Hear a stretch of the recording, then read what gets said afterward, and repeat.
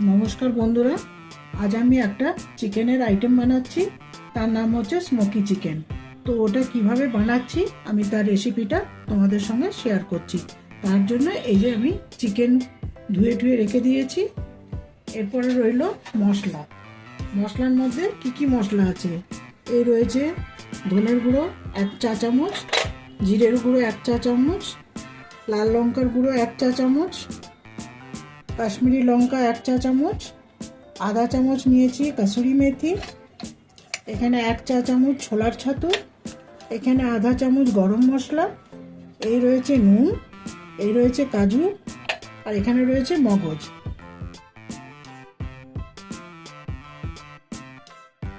এবারে কি করব, এগুলোকে সব বাটবো, এই কাজু মগজ বাটবো আর বাকি মশলাগুলো দিয়ে এটাকে ম্যারিনেট করব।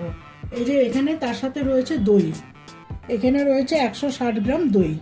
তো এই দইটার মধ্যে 100 গ্রামের চেয়ে বেশি, আমি ওই 125-30 গ্রামের মতন দই এর মধ্যে দেব। আর এখানে আমি পেঁয়াজ কুচিয়ে রেখেছি, আর এই রয়েছে এখানে আদার টুকরো, এই রয়েছে এখানে রসুন, আর এই দুটো পেঁয়াজ কি করব, এটাকেও আমি পেস্ট তৈরি করবো। আর এগুলো কুচনো অবস্থায় ভাজা করার জন্য রেখেছি। আর যেহেতু স্মোকি চিকেন স্মোক দেবো, লাস্টে আমি স্মোক দেবো, এই জন্য একটা কাঠকলা রেখেছি। এটা কিভাবে স্মোক দেবো সেটা আমি পরে দেখাবো। তো আমি এখন প্রথমে মশলাটাকে বেটে চিকেনটাকে ম্যারিনেট করব। ম্যারিনেটের জন্য কম করে আধা ঘন্টা দরকার। ম্যারিনেট করার জন্য এই যে বাটিটা নিয়েছি, এটার মধ্যে এক এক করে মশলাগুলো দিতে থাকবো। আর এই যে কাজু মগজের এখানে এই যে পেস্ট বানিয়ে নিয়েছি, আর এখানে আদা রসুন ওই পেঁয়াজটুকু ওইটা পেস্ট বানিয়েছি, আর ওর থেকে একটু আদা রসুন বাটা এই যে রেখে দিয়েছি। এবার এক এক করে এর মধ্যে দিতে থাকবো। আর এর মধ্যে সামান্য একটুখানি চিনিও পড়বে, জাস্ট ফর টেস্ট, একটু মিষ্টি স্বাদ আসার জন্য। এবার একটা একটা করে মশলাগুলো আমি এর মধ্যে দিয়ে দিচ্ছি। এই যে প্রথমে লাল লঙ্কার গুঁড়ো দিলাম, তারপরে এই যে কাশ্মীরি লঙ্কার গুঁড়ো দিলাম, জিরের গুঁড়ো, ধনের গুঁড়ো, নুন, গরম মশলা, এই ছাতু, কাসুরি মেথি, আর এই আদা রসুনের পেস্ট। আর যেটা মেন হলো সেটা হলো দই। দইটাও দিয়ে দিচ্ছি এর মধ্যে।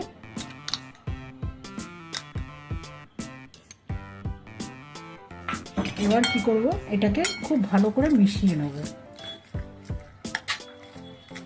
মিষ্টিটা যখন ওই গ্রেভি দেবো, জল দেবো, তখন আমি মিষ্টিটা দেবো। মিষ্টিটা আমি এখন আর এর মধ্যে দেবো না। এটাকে খুব ভালো করে, আগে যদি চিকেনটা দিয়ে ওর মধ্যে মেশাতাম না, ঠিক করে মিশতো না। ওই জন্য আগে এই সব মশলাগুলোকে মিশিয়ে দিয়ে তারপরে এর মধ্যে চিকেনগুলো দিয়ে মেশাবো।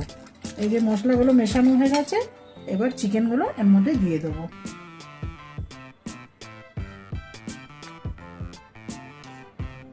এটার মধ্যে কিন্তু হলুদ পড়বে না, এই রান্নাটা কিন্তু বিনা হলুদের হবে। এই খুব ভালো করে এটাকে মিশিয়ে নিয়ে এই ম্যারিনেশন করা চিকেনটাকে মিনিমাম আধা ঘন্টা রেখে দেবো। তারপরে আসল রান্নাটা শুরু হবে। কড়াইয়ে তেল দিয়েছি, তেলটা গরম হয়ে গেছে। আমি এটা সর্ষের তেল দিয়ে বানাচ্ছি। তা এখন এর মধ্যে আমি পেঁয়াজগুলো দিয়ে দিলাম, কোনো ফোড়ন কিচ্ছু পড়বে না। পেঁয়াজগুলো দিয়ে দিয়েছি, এবার পেঁয়াজটাকে বেশ হালকা ব্রাউন করে ভাজবো, একদম পুরো ব্রাউন করব না, খুব ভালো করে যেই ভাজা হবে। তারপরে এই যে এখানে আদা রসুনের পেস্ট রাখা, এটা দিয়ে খুব ভালো করে কষিয়ে নিয়ে তারপরে আমি চিকেনটা দেব। পেঁয়াজগুলো আমার হালকা ব্রাউন করে ভাজা হয়ে গেছে, ডার্ক ব্রাউন করিনি আমি। এরপরে এই আদা রসুন আর এর মধ্যে ওই যে একটু পেঁয়াজও দেখেছিলাম, সামান্য একটু পেঁয়াজ দিচ্ছি, খুব ছোট্ট সাইজের একটা পেঁয়াজ। এই পেস্টটা দিয়ে এখন খুব ভালো করে কষাবো যতক্ষণ এর থেকে তেল না ছাড়ে। মশলাটা আমার কষানো হয়ে গেছে, আদা পেঁয়াজ রসুনের পেস্টটা খুব ভালো করে কষানো হয়ে গেছে, এই যে তেল ছাড়ছে।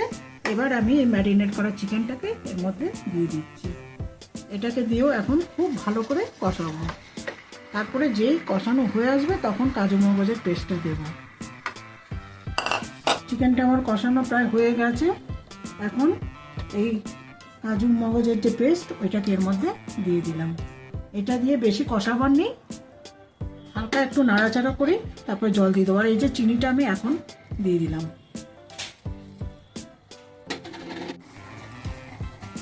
কাজু মগজ বাটাটা দিয়ে একটু নাড়াচাড়া করে নিয়েছি। ওটা দিয়ে তো খুব বেশি কষানো হবে না। এরপরে এর মধ্যে জল দিচ্ছি। জলটা আমি খুব বেশি দেবো না, কেন জিনিসটা মাখো মাখো হবে।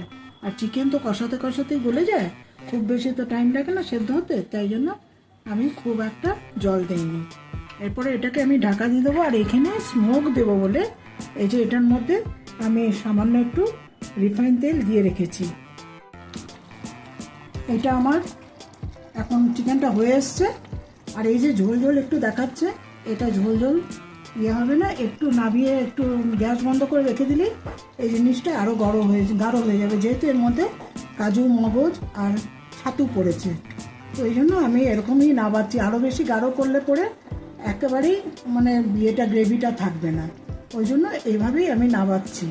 তো আমি এটাকে নাবিয়ে এর মধ্যে আমি কি করছি, এই যে কলাটা এখন খুব ভালো করে লাল করব।